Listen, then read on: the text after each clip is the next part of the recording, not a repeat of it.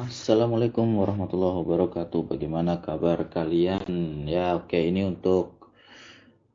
adalah video masih ya pembahasan soal-soal high order thinking skill atau HOTS. Ini kali ini saya akan buat lagi yang eksponen ya. Ya, jadi saya memang sudah buat apa namanya?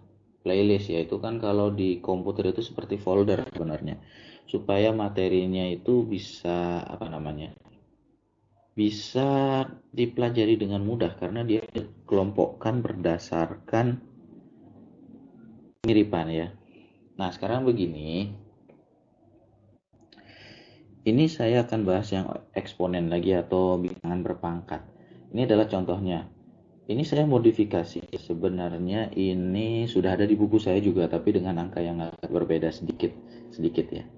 Ini saya modifikasi karena sekarang tahun 2021 ya, soalnya saya update ya, jadi ini 2021. Kita punya soal begini, misalnya nilai pi itu mendekati 3,14 sekian ya, karena pi itu kan irasional ya. Pi itu bilangan irasional, tidak benar-benar eksak tidak rasional ya. Bukan 3,14 itu pendekatan sebenarnya. Ini kalian mau menghitung nilai ini, berapakah nilainya? Nah, ini. Berapa ya? Ya, kita coba dulu membahas soal ini.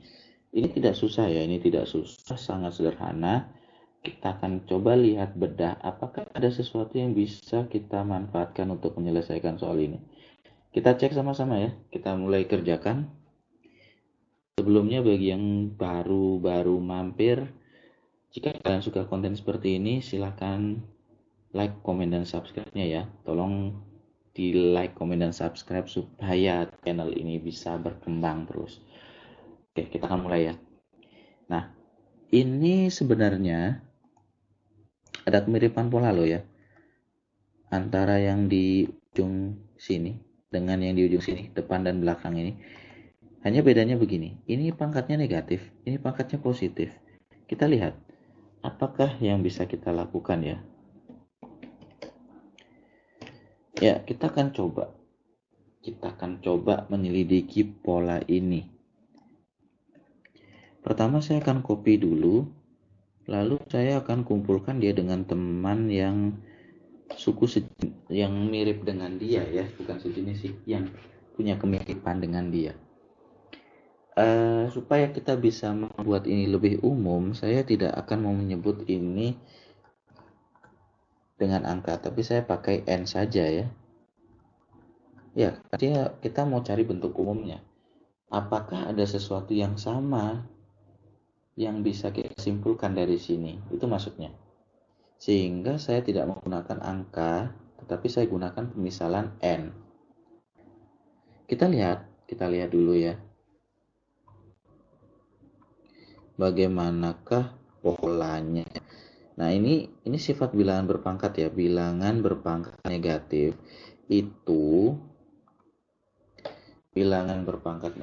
itu kita bisa ubah. Ya, kita ubah ini. Kita nyatakan sebagai bilangan berpangkat positif, tapi tentu ada syaratnya. Kalau dia dinyatakan sebagai bilangan berpangkat positif, pasti akan ada perubahan. Nah, ini ya. Ini pangkat pi pangkat negatif n itu jadinya seperti ini. Kita akan selidiki, kita maunya nyelidiki ini. Apa yang akan terjadi selanjutnya?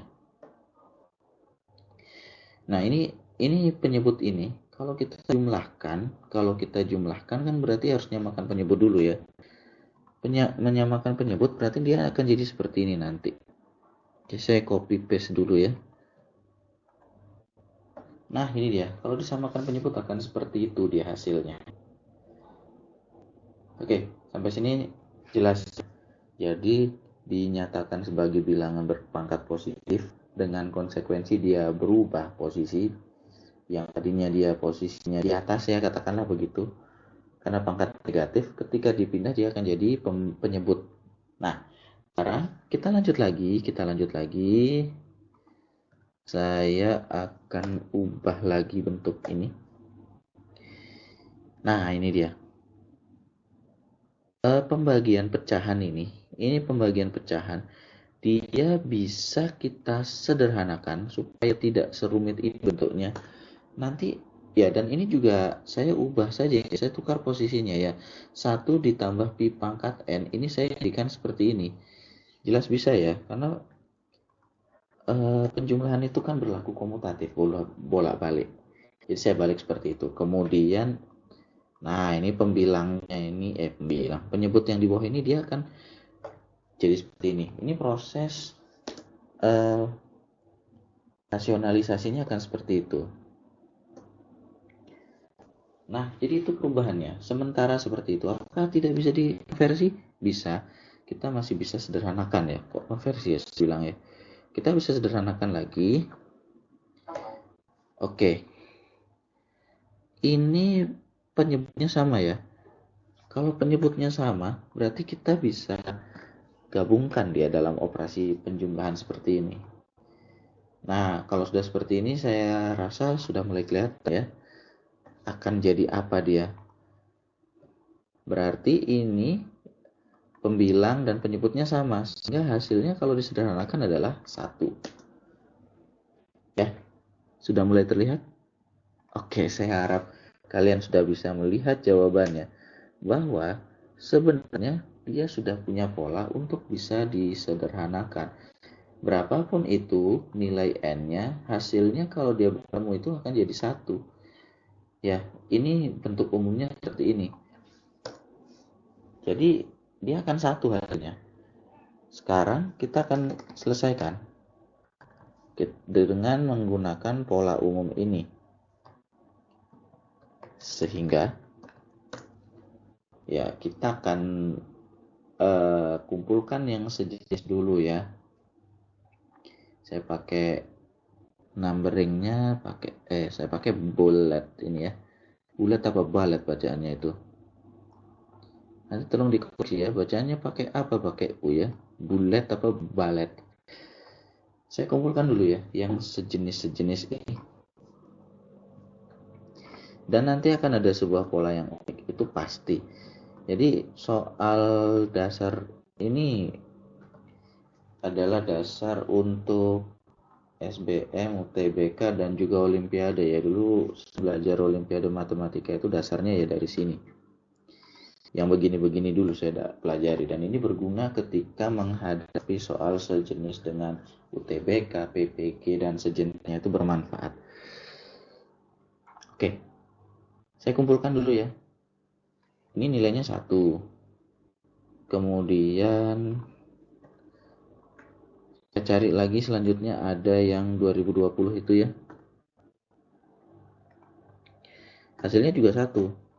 Karena tadi waktu pakai N hasilnya memang 1. Sampai 2019 ya, kita nggak mungkin tulis semua ya, nggak perlu ditulis semua, kita ambil beberapa sampel saja. 2019 nilainya 1.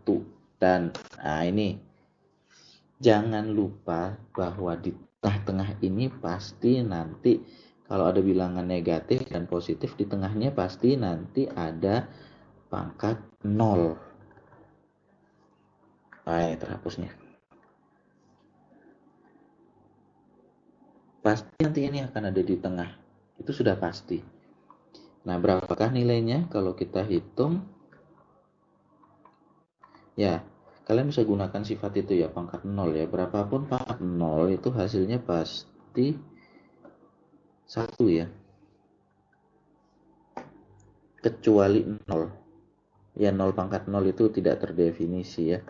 Sehingga ini kalau saya sederhanakan hasilnya ya, kelihatan ya, 1/2. Ini pola tidak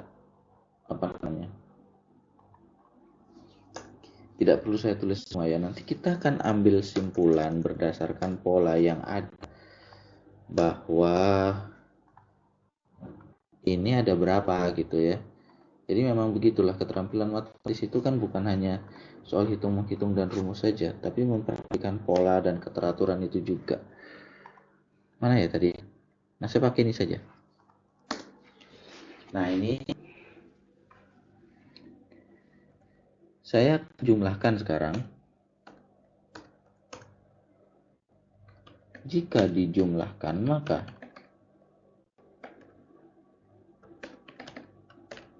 kalau dijumlahkan apa yang terjadi? Ini kok tanggung ya? Dinaikkan dia kosong, diturunkan juga kan kurang. Ya sudah, saya tulis saja begini. Jika dijumlahkan, maka ya kita tulis lagi apa yang tadi kita punya. Saya tulis. Nah, ini dulu ya. Habis itu apa? Ya, sama dengan pengelompok-kelompokan tadi ya. Ditambah ya, ini nih, saya akan copy paste ya. Enaknya pakai komputer itu bisa copy paste ya, tidak harus diketik satu-satu. Ya, saya kumpulkan yang suku-suku punya kemiripan yang bisa dikapelkan ya, dipasangkan maksud saya.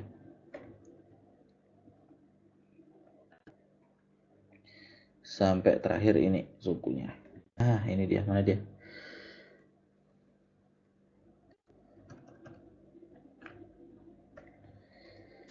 Oke.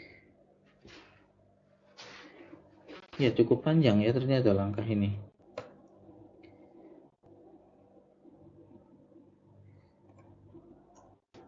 Ya, saya harap kalian betah ya membaca materi seperti ini. Oke,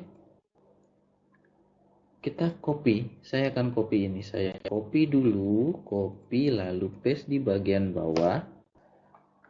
Nah, hasilnya kita masukkan ini ya, yang tadi sudah kita kerjakan. Jadi yang kita kerjakan tadi kita pakai sekarang. Hasilnya 1 ya. 1. Ini 1 juga.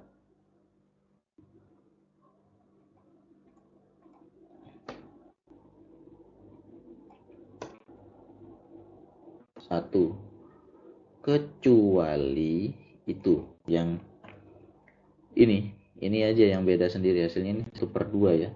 Dia mendapatkan hasil yang tidak seperti bilangan lain. Nah, sekarang kita amati pola dan kita cermati kira-kira ini ada berapa.